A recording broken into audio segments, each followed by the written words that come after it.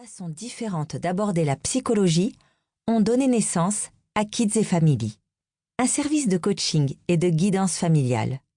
C'est au cœur de nos consultations que nous mesurons chaque jour que les petits tracas du quotidien peuvent faire des ravages dans les familles. L'accumulation des conflits a des conséquences parfois dramatiques. Les parents souffrent profondément d'avoir une relation insatisfaisante avec leurs enfants. La fatigue s'accumule, les tensions augmentent et finissent par toucher le couple. Ce livre poursuit un double objectif.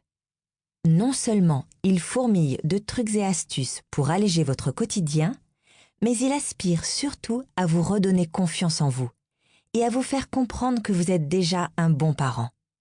Le simple fait de nous écouter prouve que quel que soit votre niveau de difficulté à la maison, vous êtes prêt à essayer de nouvelles choses. Il n'y a pas de bonnes règles, ni de parents parfaits.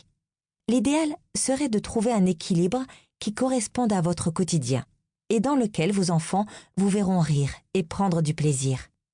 Équilibre grâce auquel vous saurez leur transmettre les valeurs qui vous tiennent à cœur. Freud disait déjà à une patiente qu'en matière d'éducation, de quelque façon qu'on s'y prenne, on s'y prend mal. C'est la vérité, car quoi que vous fassiez, votre enfant trouvera toujours que vous auriez pu faire plus et mieux. Une fois que c'est intégré, on peut essayer de se détendre. Un jour, votre enfant aura lui-même des enfants. Nous allons vous aider tout d'abord à faire le tri dans vos priorités éducatives et à les faire accepter. Vous verrez que grâce à cela, les conflits vont s'apaiser. Le but ultime de l'éducation est de faire de nos enfants des adultes équilibrés, sains, bien dans leur corps et dans leur couple, avec un métier qui les réjouisse et une tonne d'amis. Il ne faut jamais perdre cette mission de vue, car les conséquences de l'éducation ne sont pas toujours immédiates. Rendre notre enfant heureux est notre objectif. Nous allons avoir besoin de vous pour réussir ce merveilleux défi. Car sans votre aide, ce livre n'aura malheureusement pas un effet magique sur votre maison. Il serait un peu comme un briquet au milieu d'une île déserte. Il faciliterait clairement le travail de celui qui veut faire du feu, mais il lui resterait quand même à trouver le bois, à réfléchir au bon endroit pour l'allumer et surtout à l'entretenir. En parcourant notre sommaire, vous pourriez être tenté de tout lire en diagonale, dans l'espoir de trouver un soulagement à chaque petit moment de la journée. Mais vous verrez qu'on oublie vite la lecture d'une page survolée et que les difficultés surviennent toujours quand on est pressé et donc énervé. La parentalité positive peut devenir culpabilisante, justement parce qu'il restera, quoi qu'on fasse, un nombre incalculable de moments dans une journée où on est pressé, où on n'a pas le temps d'inventer, pas le temps d'être bienveillant. Si votre foyer est zen et que vous n'avez besoin que de petites idées pour éviter de trop vous répéter, alors vous pourrez feuilleter ce livre comme bon vous semble. Si en revanche vous frôlez le burn-out, que vous vous sentez coupable et que votre objectif serait déjà d'arrêter de hurler et de ne pas divorcer dans 18 mois, alors suivez pas à pas le mode d'emploi, car votre énergie est précieuse et nous allons donc l'utiliser avec parcimonie. Mode d'emploi. Comment avoir moins besoin d'aller chez le psy ? Les cabinets de pédopsychologues sont assaillis de demandes pour des enfants agités, qui n'écoutent rien à la maison. Les parents craquent, car les disputes et les contraintes prennent beaucoup de place dans l'ambiance familiale. La routine bain, dîner, devoir prend beaucoup d'énergie. Les parents sont épuisés. Les enfants, quant à eux, sont très en demande. Certains adultes se noient dans le travail, frôlent le burn-out. Les problèmes de couple font surface. Les difficultés envahissent toutes les sphères du quotidien et semblent parfois insurmontables. Il faut prendre le problème à l'envers pour trouver la clé et inverser ce cercle vicieux. Nous le voyons tous les jours chez Kids et Family. Les parents consultent car leurs enfants testent les limites, ne gèrent pas leurs émotions et s'opposent systématiquement. Ces comportements sont souvent en lien avec leur impression de manquer d'attention. Les enfants ont un besoin vital de reconnaissance. Ils se construisent dans le reflet de notre regard.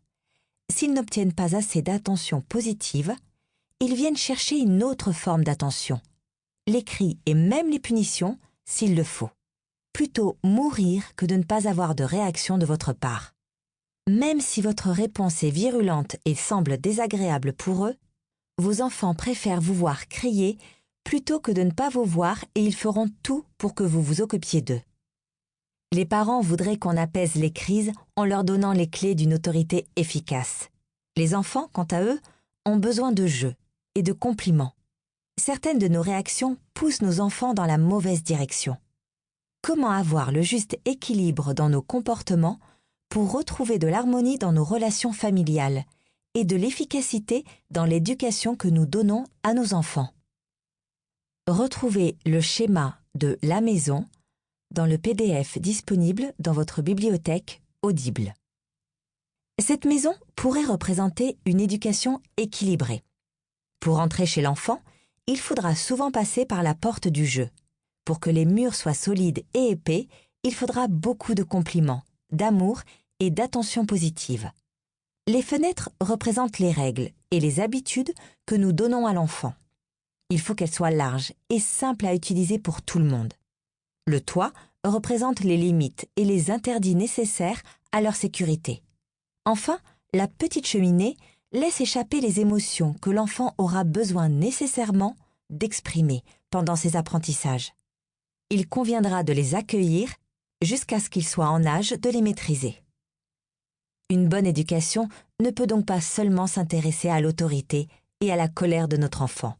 Autrement dit, pas seulement au toit et à la cheminée, sinon la maison s'écroule. Il faut au contraire apprendre à entrer chez notre petit par la porte, de façon respectueuse et en fonction de son âge et de ses besoins, et mettre ensuite la majorité de notre énergie à construire des murs et des fenêtres solides.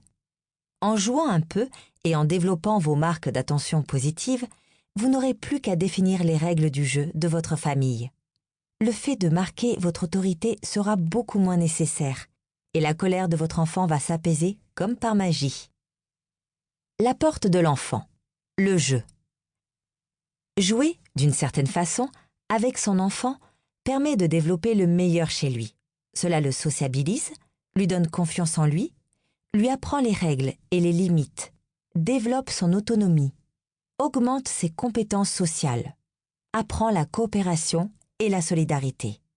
Jouer même 5 minutes par jour nourrit votre enfant de la présence dont il a besoin, développe son empathie et son intelligence émotionnelle. Cela permet aux parents de mieux connaître leur petit. Et surtout, ça lui prouve que les adultes peuvent se rendre disponibles et s'intéresser profondément à lui. Quelques règles pour remplir son besoin d'attention en passant par le jeu. 1. Évitez toute forme de compétition. Il n'y a pas de gagnant ou de perdant. 2. Sélectionnez des jeux de coopération où tout le monde est dans la même équipe. Playmobil, Dinette, Capla, Lego, Magnatil, ou alors des activités de collaboration comme la cuisine, le jardinage, le bricolage ou encore le dessin. 3. Proposez 2 ou 3 jeux et laissez l'enfant choisir. 4. Laissez l'enfant mener le jeu, sans prendre le lead et construire les choses à sa place. 5. Ne pas faire de leçons scolaires déguisées. 6. Formuler des observations neutres plutôt que des questions. Tu as construit un mur bleu. Tu choisis la voiture de police. Tu as fait un hamburger dans ton restaurant, etc. 7. Manifester qu'on prend du plaisir et faire des compliments. Les murs de la maison. L'attention positive. Si le besoin vital d'amour et de reconnaissance de l'enfant ne sont pas remplis de façon positive, l'enfant viendra chercher une autre forme d'attention. Et oui, même si elle est négative, l'attention remplit le besoin de l'enfant. Attention, contrairement à ce que vous pourriez penser, lorsque vous criez sur votre enfant, vous renforcez son comportement. Surprenant, n'est-ce pas? Mais quand votre enfant vous fait exploser, il remplit plus que jamais sa petite tirelire d'attention.